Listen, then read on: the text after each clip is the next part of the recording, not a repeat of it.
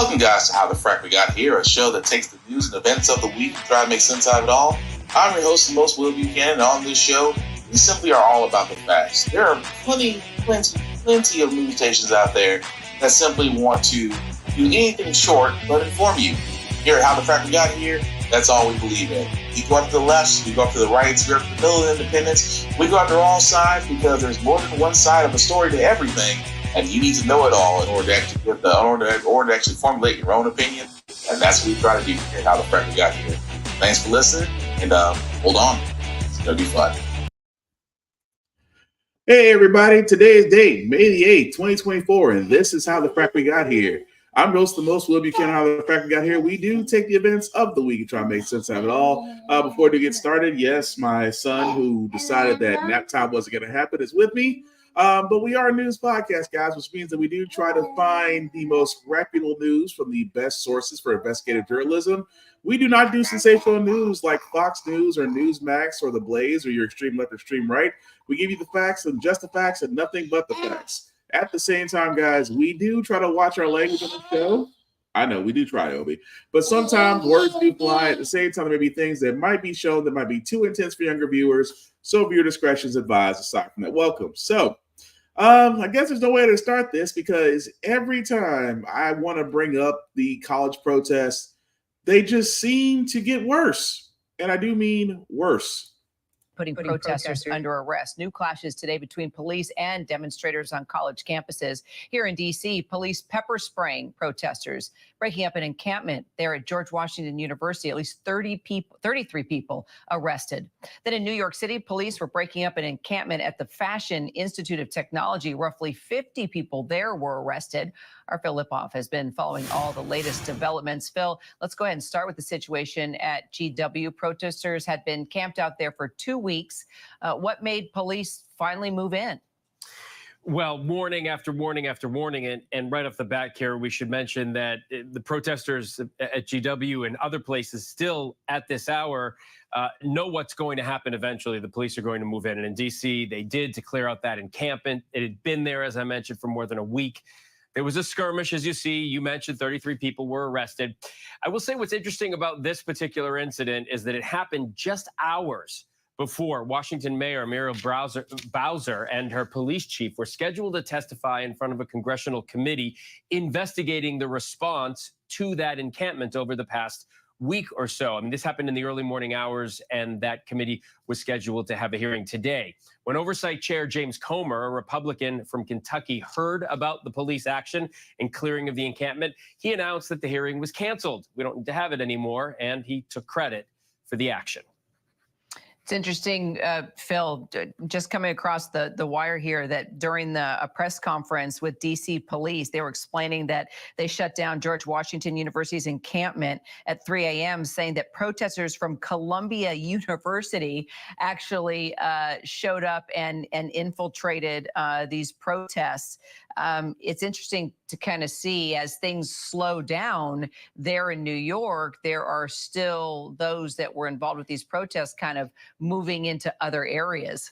And it's not really surprising because when we talked to some of these protesters at Columbia specifically, they said we're not going to stop until there is a ceasefire. So, they didn't tell us they were going to show up in other places, but it doesn't surprise me for sure.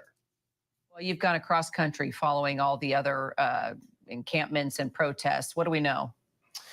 Well, in terms of outside agitators, we should touch on that. Everywhere we've gone and covered this across the country, there's been this talk about outside agitators.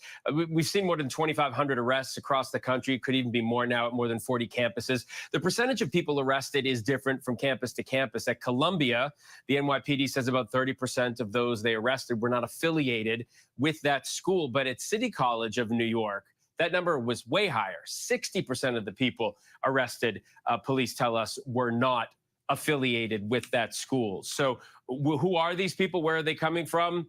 They're not always freely giving their organization, but what we do know is that there is a portion of these protests, these pro-Palestinian protests, that outside people are coming in to I don't know, police will say agitate or just be there and do whatever they do. Phil, it's such a bummer. Some of these universities canceling commencement speeches now. I mean, for those that may not have even been involved, they don't. Yeah, a lot of these students are excited to get up on that stage, receive that diploma, and it's what they've worked so hard for. Not just excited, but yeah, they've earned it, right? They've done these 4 years. One of my children, my oldest, is class of 2020.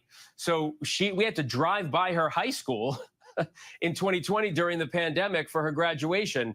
Luckily, she's at a school that her graduation is not threatened, but she has friends who are at schools. I have a nephew who's at USC, and these kids. The bummer is a great technical term that you came up with, Kira. It is a bummer for these kids, and they've gotten used to bummer after bummer over the last 4 years with the pandemic and now this. It's sad. I'm going back to my days in college where that was the word, bummer. It's a good word. It's a good word. Yes, it is. It is a bummer. Yeah, I mean, it is a bummer to a certain extent, except for the fact that, well, basically these kids are doing what has been done all throughout history. I mean, with the protests in the Vietnam War, the protests about invading Iraq, the protests about continuing the war in Afghanistan. However, to certain extents, it's to where now, when it comes to Israel and Palestine and Hamas, it's just that these students are speaking, and students and college professors, mind you, are really speaking out in protest and saying that we do not support this unnecessary war. But what do most people do? They send police, law enforcement, if you will, to do what? To quell them, to break up the encampments, to pretty much try to get life under control. At the same time, there's nothing to get under control. This is the reason why protests exist. Protests exist because they make you uncomfortable, but they get your attention. At the same time, it's a little hard not to ignore the fact that these protests are increasing in number. And yes, I know with college and high school, graduations are happening. And again, congratulations to all those that are graduating in the year 2024.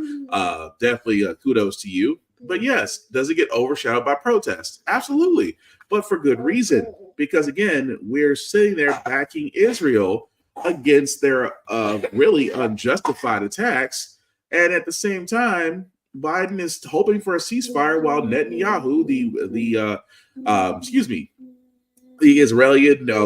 Israel welfare queen that he is, wants to push forward into Rafah. And again, this is the reason why protests happen. At the same time, they should continue to happen until something is done. Because again, if we leave it up, if we simply get mad about a protest instead of actually listening to what others have to say, then history repeats itself. So, with that being said, I did want to move on because in the world of Georgia, whenever it comes to Fani Willis and her DA status, it seems that Trump and his lawyers, which I'm still surprised he's still able to pay them because, well, his flock pays his lawyer bills, and now the RNC pays his lawyer bills. But at the same time, they actually did get an appeal on the DA that's investigating for election fraud. The appeal case has just been reopened. And yeah, I can't make this up. Some breaking news. The Georgia Appeals Court has now agreed to take up the Trump team's appeal of the Fani Willis disqualification ruling. Now, lower court had already ruled that Willis can remain on that case. So what happens there now? So the Trump team wants to appeal the decision. They would like Fani Willis kicked off the case entirely.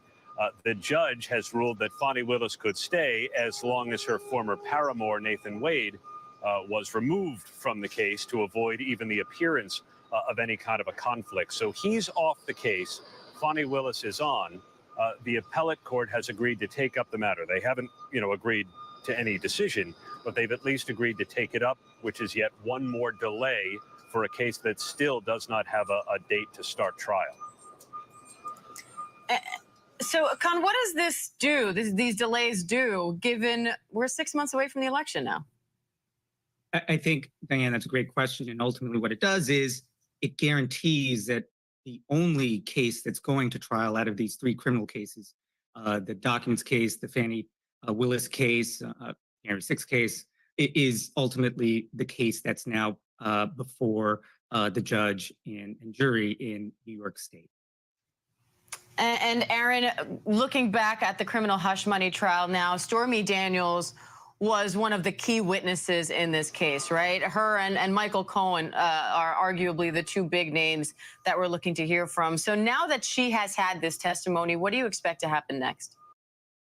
So we got to stop it right there because it pretty much goes into the current court case that Trump is actually in, which is kind of the smallest of the court cases, which is basically his election fraud and his money of paying a former mattress actress. So not really surprised by that. Going back in simple fact of the matter that a lot of people are going, why are we going back into this? Well, because again, Trump does not want Fannie Willis to basically prosecute him.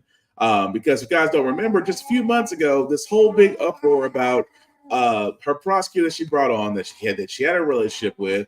Then others, including Fox News, try to make it seem like Fannie Willis was using state funds to fund trips and pay him and things of that nature.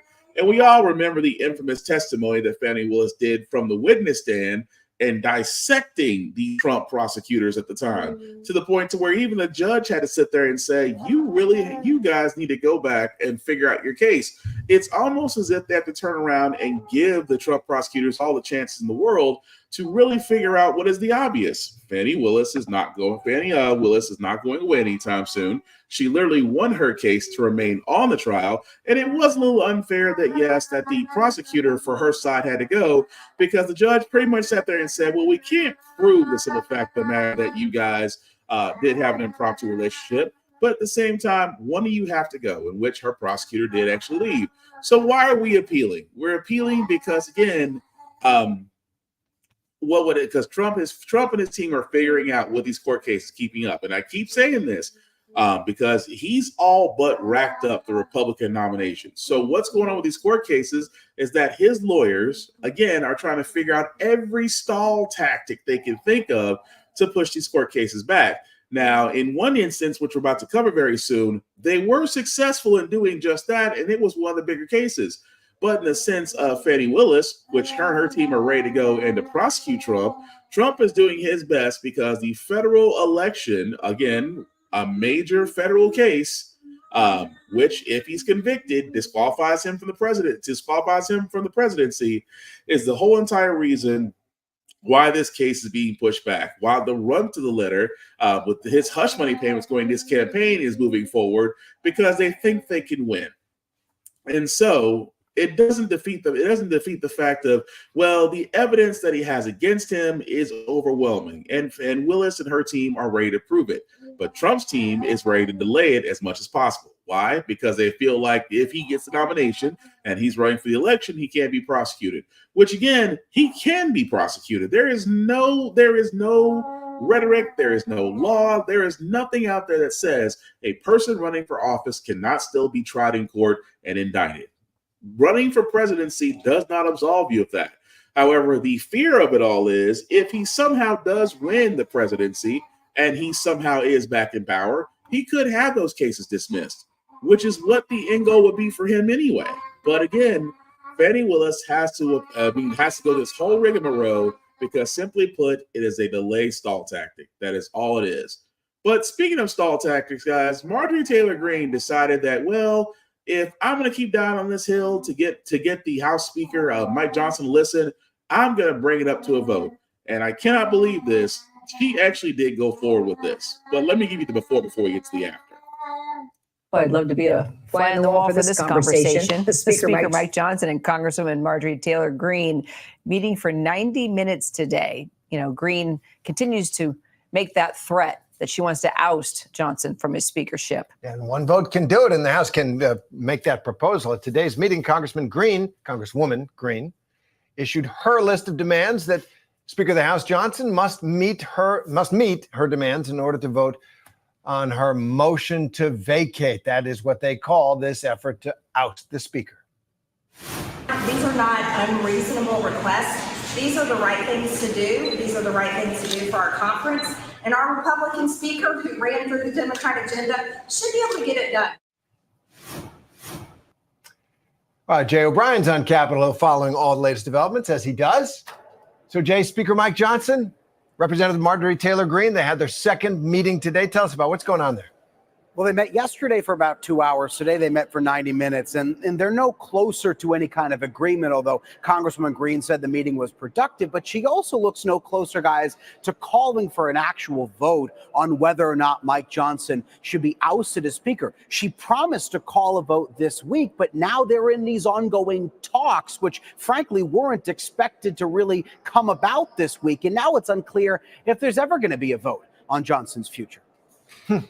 So Green has issued her list of demands for Johnson. What are they? And is he even listening to her? Well, she's got 4 demands. One is to return to something called the Hastert rule, which means a majority of the majority has to support every piece of legislation. A majority of Republicans. She also wants no more funding for Ukraine to come out of this Congress. She wants severe spending cuts when government funding expires in September. And she wants to defund the special counsel Jack Smith that's prosecuting former President Trump. So those demands, though, guys, they are somewhat new. She only released that list of demands publicly today, and she's been working for months, she says, to try to oust Mike Johnson. I think it's important to remember the timeline. Forgive me, bear with me, because it is long, but it's important. She started this effort in late March of this year after Johnson partnered with Democrats to pass government funding. She files this motion to vacate Johnson, but she doesn't call for a vote to oust him. She instead holds that possibility of a vote over his head. And then FISA comes up, that Foreign Warrantless Surveillance Act. It comes up for reauthorization. Green opposes that. Reauthorizing that passes, but Green still doesn't call a vote to oust Johnson. She still holds that vote over his head. Then Ukraine aid passes. Green opposes that, but she still doesn't call a vote. Instead, she says she's going to let the House go out on vacation, and when everybody comes back, she might call a vote then. Then they all come back, and she still doesn't call a vote. She then holds a press conference. This is last week, in which she said she's going to call a vote this week on Johnson's future, and she still looks no closer, guys, to calling that vote this week. Yeah, it sounds like the Congresswoman cried wolf a little bit. And it's one thing to play whack-a-speaker when it's not an election year, like she did, in the other. But this is an election year. ABC News can confirm that Donald Trump does not want her to do this and has been in contact with her. So that may be the reason for putting on the brakes there. Jay O'Brien. Well, let's think about this for a second, guys.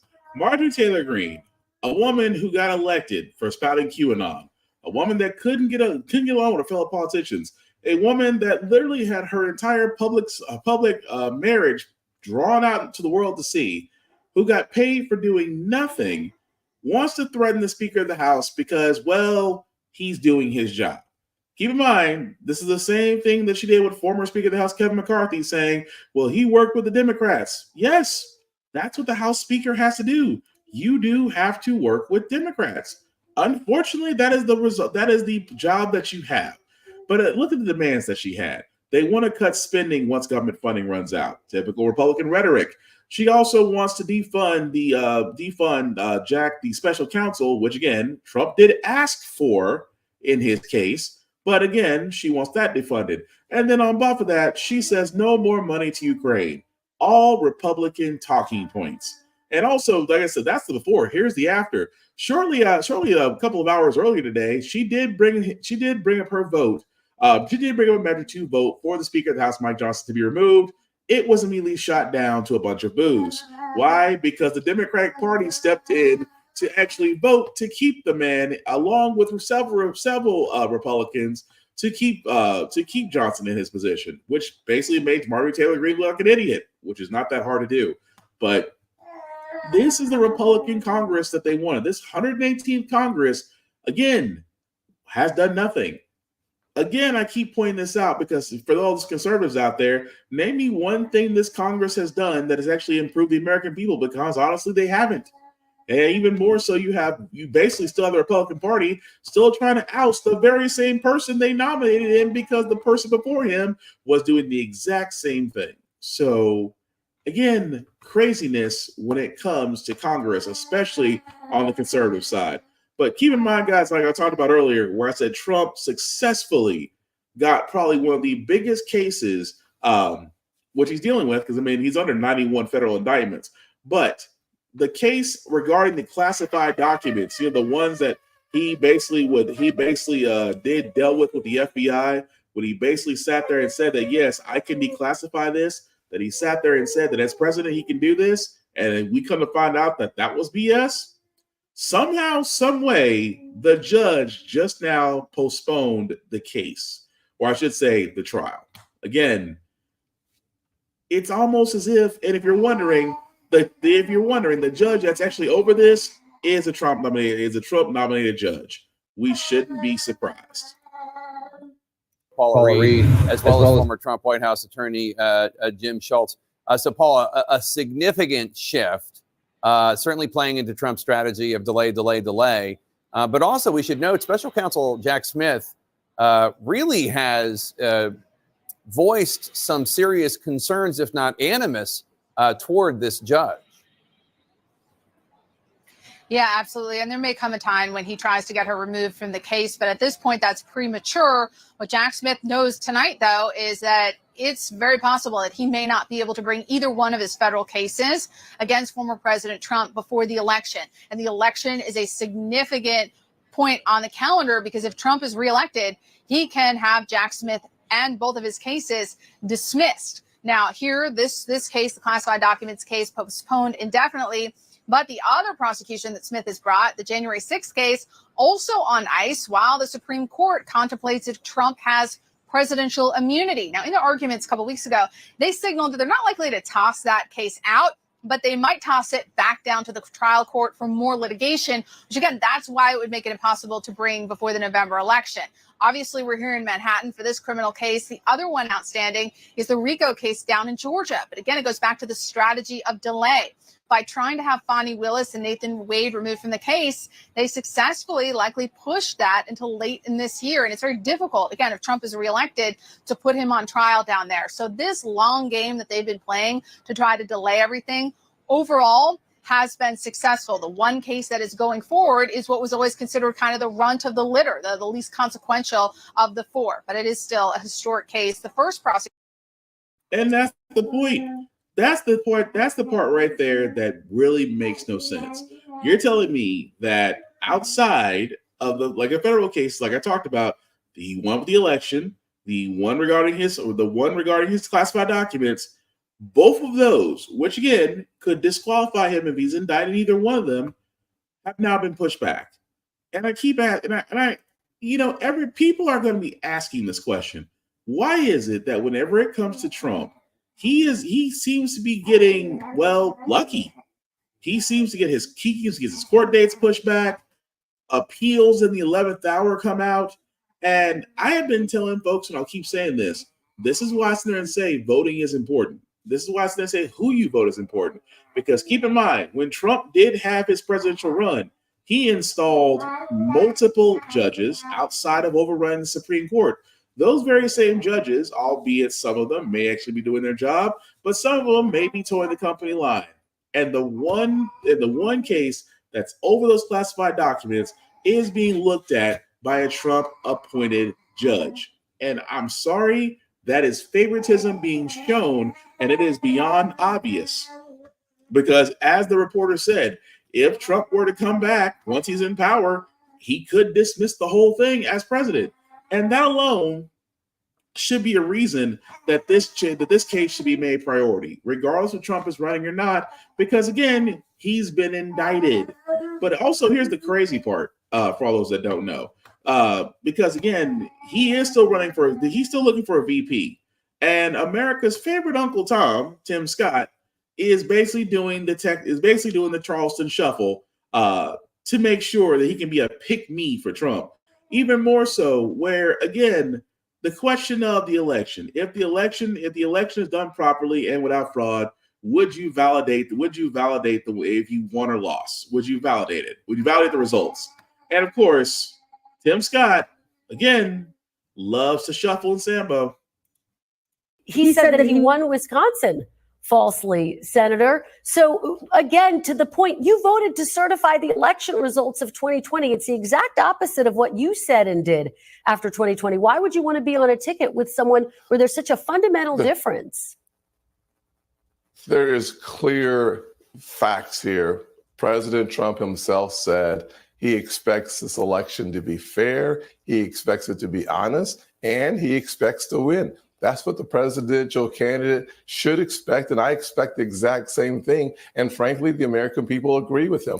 This is an issue that is not an issue, so I'm not going to make it an issue. Well, Senator, will you commit to accepting the election results of 2024? Bottom line. At the end of the day, the 47th president of the United States will be President Donald Trump. And I'm excited to get back to low inflation, low unemployment. Wait, Senator, yes or no? Yes or no? Will you accept the election results of 2024 no matter who wins? That is my statement. But is it just yes or no? Will you accept the election results of 2024? I look forward to President Trump being the 47th president. Kristen, you could ask him multiple times. Senator, just a yes or no answer. So the American people will make the decision. But I don't hear you committing for President Trump. That's clear. I don't hear you committing to the election results. Here's the challenge. Will you commit to accepting the election results? This is why so many Americans believe that NBC is an extension of the Democrat Party. At the end of the day, I've said what I've said, and I know that the American people, their voices will be heard, and I believe that President Trump will be our next president. It's that simple. But senators, you know, the hallmark of our democracy is that both candidates agree to a peaceful transfer of power. So I'm asking you as a potential VP nominee, will you accept to commit to the election results in this election cycle, no matter who wins? Just simply yes or no. I expect President Trump to win the next election. Listen, I'm not going to answer your hypothetical question when, in fact, I believe the American people are speaking today on the results of the election. And if it continues for the next 6 months, we find ourselves in a great position where we get back to another century of American prosperity. Ladies and gentlemen, let me translate what he said. Oh, I don't want to disrespect Massa. Massa might get me out the field house. Massa might get me in the White House. I just got to repeat what he says because I can't listen to you, lady. I'm going to be the VP for the white man for Trump no matter what. And that's what he sounds like. He sounds like a Sambo slinging idiot.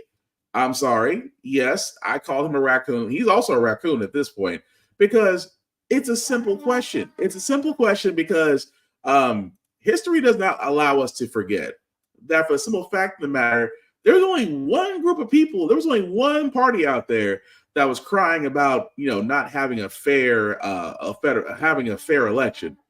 Because Trump actually, because here's the funny part. Let's do a little trip down memory lane, shall we? When Trump was president and everything was going to crap, and the next presidential election was coming up, and of course Biden was running, what was Trump doing the entire time? Oh, this election, it's going to be rigged. It's going to be rigged. They don't want me in power no more. They want me out. The Democrats, they're going to do everything they can. Hollywood, they're going to do everything they can. Because you know why? Because I'm winning. I win. I'm a winner. That's exactly what he was doing. Already muddying the waters, saying that the election was going to be unfair and biased against him, where in fact, it was the most secure election in modern history. That there was no voter fraud that was accounted for. And the minor fraud that was actually found, and I say minor because it involved one or two individuals, was on the Republican side of voting. And so Trump is going to sit there and say again, I'm going to run and they're going to try to do this against me. Because here's the thing, guys, for all those that are conservatives, Trump is not running for you. He's running for himself. He's running to save himself. Because the only way he can save himself is by being president again. Because all his cases, all his indictments, everything that's going on with him goes away for a little while. It doesn't disappear. It just goes away as he's president. And that's the messed up part. But you have VPs out there. I mean, all the VPs, not just Tim Scott, Marco Rubio, Nikki Haley. That's not her real name. They're all trying to make sure that they're trying to get in the spot of VP. And again, Tim Scott's no different. So it's not surprising for the simple fact of the matter, guys, that he's not going to answer the question properly. He's going to sit there and say, you know what? Mom was asleep. But for Tim Scott, guys, he is going to sit there and say exactly what he wants to say to keep himself grounded. That is the truth. And at the same time, if you expect him to say anything differently, well, you're kind of wishing on a star, and that star is already grounded. But speaking of things that are already grounded, guys, although TikTok itself may still be under a divestment, TikTok is doing exactly what we thought what they would do: sue the U.S. government. That could ban the app nationwide. The social media company claims the law is unconstitutional and violates Americans' rights to free speech. ABC's Rachel Scott and Alexis Christoforous has more on that. Rachel, this new law forces TikTok's Chinese parent company to either sell the platform or face a total ban in the U.S. So on what grounds are they now suing the federal government?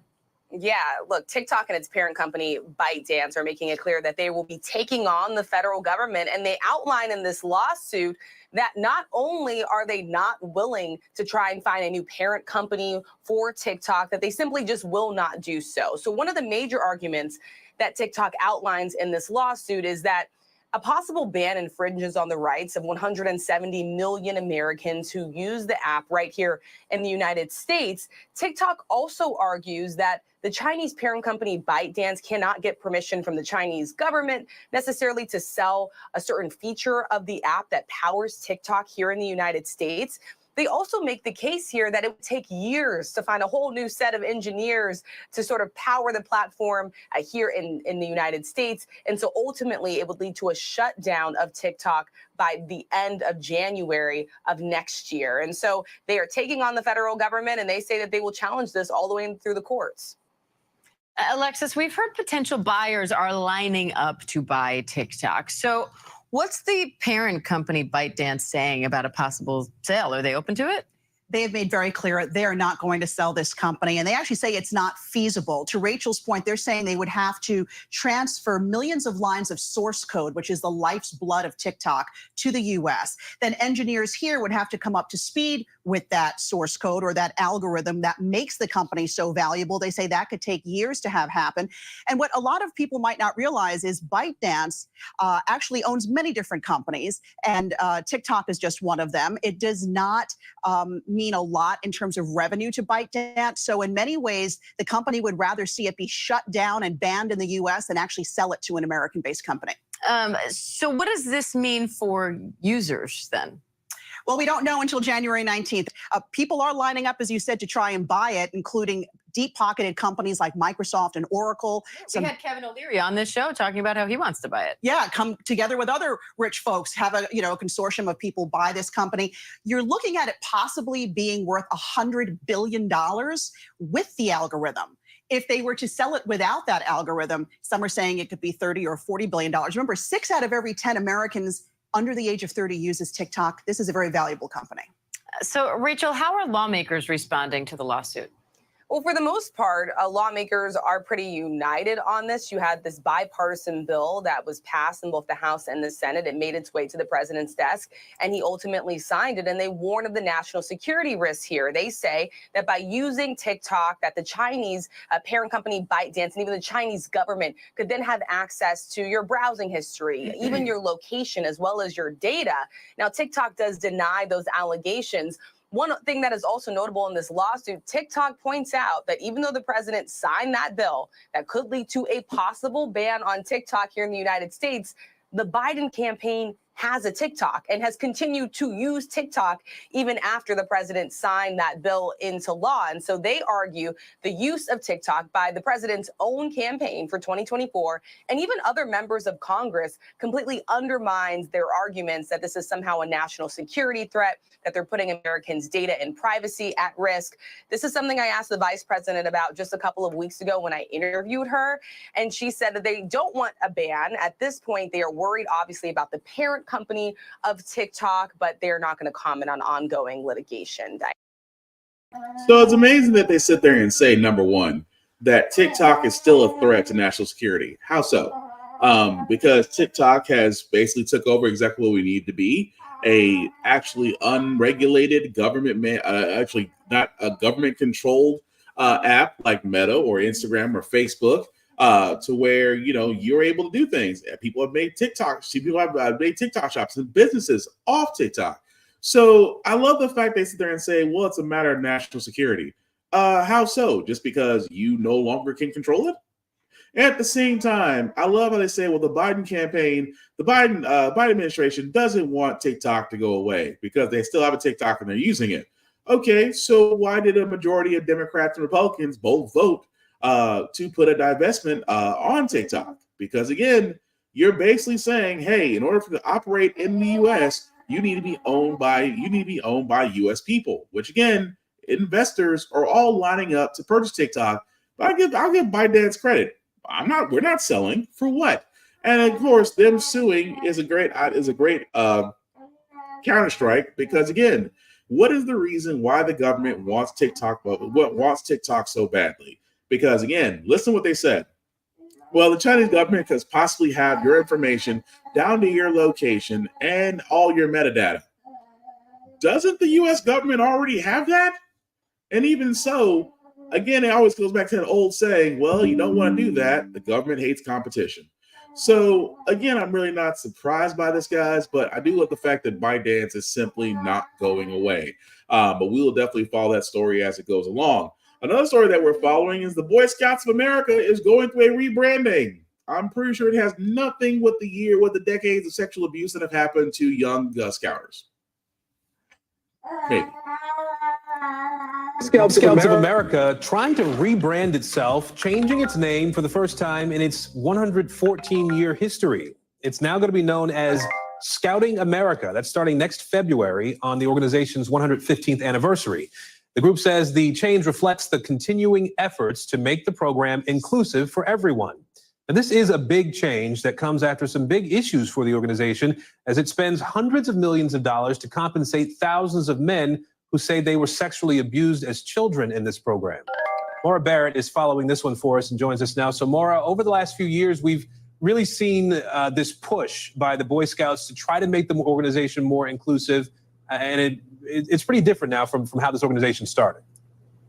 Yeah, absolutely, Aaron. I mean, it's more than 100 years old, and it's an organization that's known to hold firm on to tradition. And so change is naturally difficult, but they've made these changes over the last decade, especially in light of the turmoil that they faced. Back in 2013, they made the decision to start including gay scouts. Then shortly after that, 2 years later, they ended its blanket ban on gay adult leaders as well. Then in 2017, they allowed trans children who identified as boys to enroll in just boys-only programs. But then the same year, they also announced that girls would be welcome into the program. Now, this was different than the Girl Scouts organization, which also caused some confusion and controversy in that sense. But they were trying to be more inclusive when it comes to the Boy Scouts specifically. And then throughout 2018 and 2019, there was more inclusivity actions to include girls going forward again in that Boy Scouts umbrella. And so the president said today, this was announced at their annual conference, the president said that though our name will be new, our mission remains unchanged. We are committed to teaching young people to be prepared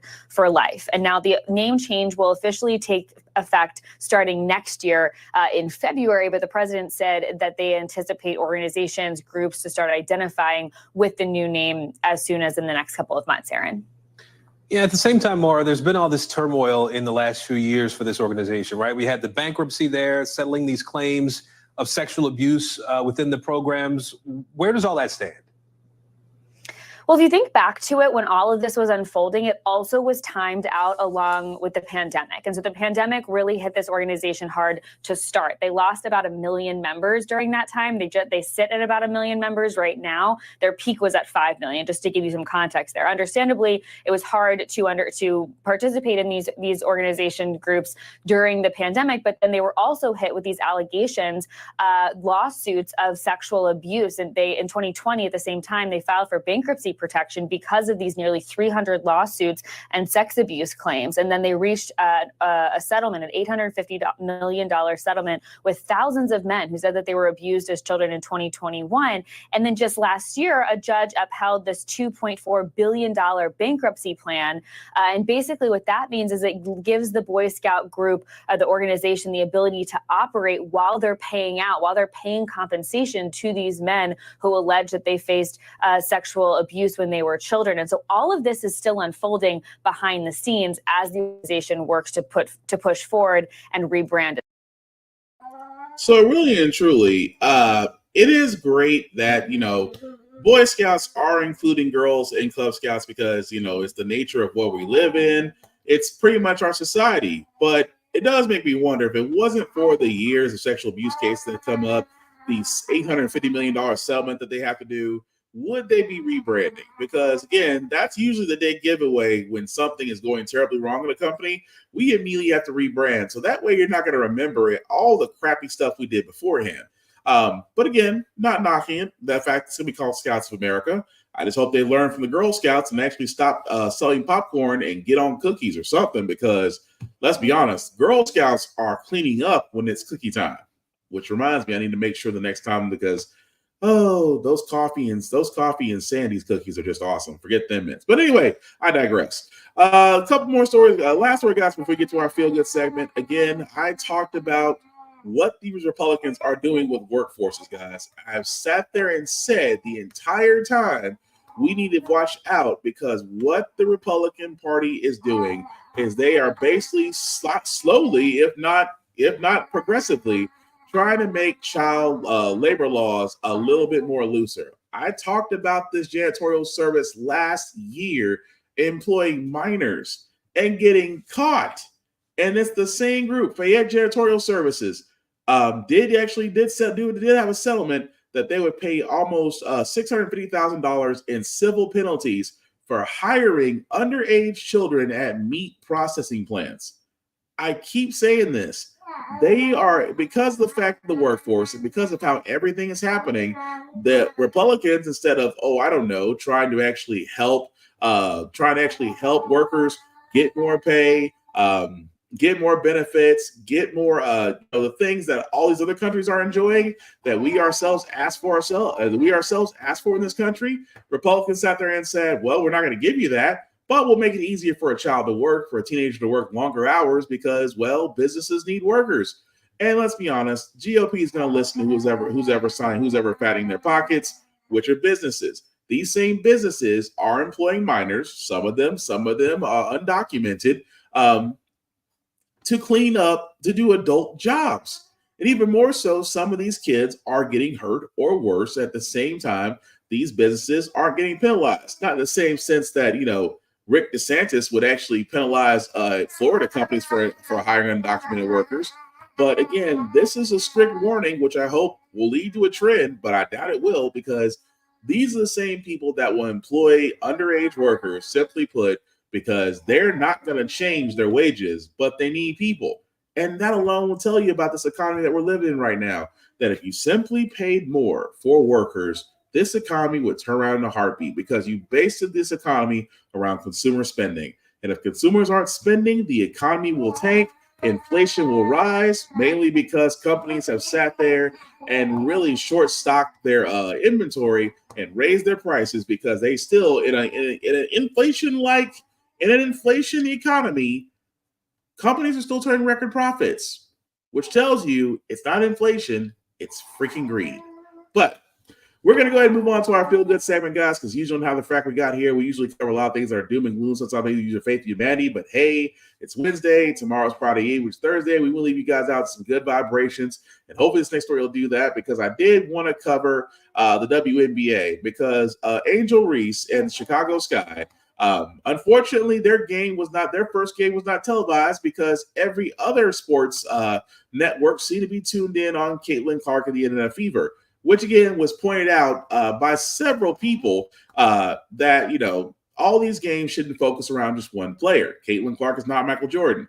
That being said, we want to do something like everybody else has done and show highlights of the Angel Reese game, because also, spoiler alert, they did actually wind up beating New York. Evans in the corner, long. Angel Reese right there for the rebound and the bucket. That's what the people came to see, Jason. Let's look at this one. I mean, she's in great position right here, a great screen and rolling to the rim, but what she does is she just catches Jonquel Jones off guard and beats her to... Davis decision-making, lost it though. Now Reese has a 2-on-1 with Allen. Double clutch from Lindsay Allen. How about that? That's just one. You don't see this a lot. It's a great defensive play by Kennedy Carter. And then your 6'3" rookie, Angel Reese, is leading the break. And who's on the receiving? Player growing up with Candace Parker, who Sky fans know can do it all. Meanwhile, looks like it's going to be Angel going to work here in the lane. How about that? that fire, that passion. Call it swag anymore, so we've got to come up with a new name for it, but just her ability to finish through contact and then just give the people what they want, that personality. Battle for the rebound. Angel Reese there. Her second offensive board of the game, and it leads to another bucket. And that's what she does. Sky fans better get familiar with this, because this is what Angel Reese does. She can generate her own offense with her ability to pursue rebounds out of space. For two for the Chicago Sky.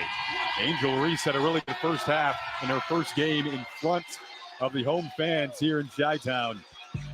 People came to watch her play, and she put on a good show in the opening half as well. I've just been so incredibly impressed with Angel Reese. We knew that she was going to play hard. We knew that she was going to get on the glass and score off offensive rebounds. But just her savviness, her presence, her ability to finish through contact like we saw right there, and just really playing to the crowd, Jason. This rookie is far and beyond where I thought that she would be at this. And we got to cut there because, again, one to definitely give her flowers because, you know, with all NBA people, with all the WNBA, they definitely use press. So, again, to help the WNBA guys, please watch the games, buy jerseys and things of that nature if you're able to, because there are a lot of talented players that are currently playing in that league, not just one Caitlin Clark.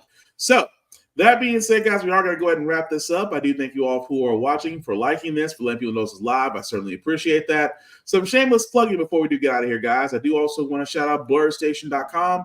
Definitely check out blurredstation.com, blurredstation.com, guys. I have sat there and said, this is the vehicle to where we can actually take our content, own our content, and be able to display it for the world to see. Blur Station is it for comics, for movies, for television shows, for things of that nature. You can definitely do it there. And you can join. Yeah, you can, Obi. And you can also join there, guys, for $10.99 a month. Simply select the Blur Station Affinity membership. Any Affinity member there would certainly appreciate it. And $10.99 a month. You cannot beat that with a stick. And of course, if you also want to have your content shown on Blur Station, you do need to join first. But once you join, you'll be able to get in contact with our Blur Station people and hopefully have your content put there. At the same time, you still get to own your content. Let's just have to work out a little bit of a distribution fee, which actually is not a bad deal. And after 10 months of paying after 36 months of paying $10.99 a month, you do have the ability yourselves to own a piece of BlurStation.com. Also, guys, check me out, Black_Spartan615 on everywhere. I usually do reviews on everything, along with my shows, How the Frack We Got Here every Wednesday. And, of course, my video game podcast, Get Bit, every Friday. The link at the bottom, guys, I'll make that just a little bit bigger for you guys to see. If you copy and paste that link into your browser, we'll take you to my link tree that has the YouTube and Facebook groups for all of my podcasts. Like, share, subscribe, let people know, get the notifications. We simply put cannot do this without you. And second, guys, I keep saying this all the time because it has to be said. Guys, the election is coming up. Please get informed. Don't just do the national, do the local. Get to know the people that are going to be running your city, that's going to be running your state. Trust me, as a person in Tennessee, a lot of people are learning that lesson right now. So definitely get out there, vote with your heart. At the same time, if you feel yourself that you can run, there's plenty of sites out there that can show you exactly how you can run in your city and state. That being said, guys, last thing I'll say about How the Frack We Got Here, it's all about staying informed. We are not trying to reinvent the wheel. We are simply giving you all the information, allow you to make up your own mind, but we do provide a logical perspective that goes along with it as well. We do a lot of things better when we're progressive. We move forward, trying to right our wrongs, like simply put, like electing our first Black woman to the Federal Board of Governors, electing our first Black woman to the Supreme Court, electing our first Black woman as National Cybersecurity Director. All great things. Basically, guys, when we don't learn from history, we are doomed to repeat it. That's what we keep asking ourselves. Why does everything go up by our paycheck? Why are we electing different politicians but still the same old game in Congress? And most importantly, how the frack we got here. Thank you all for watching. From me and Obi, please take care of yourselves and each other, and we'll all get through this. Peace.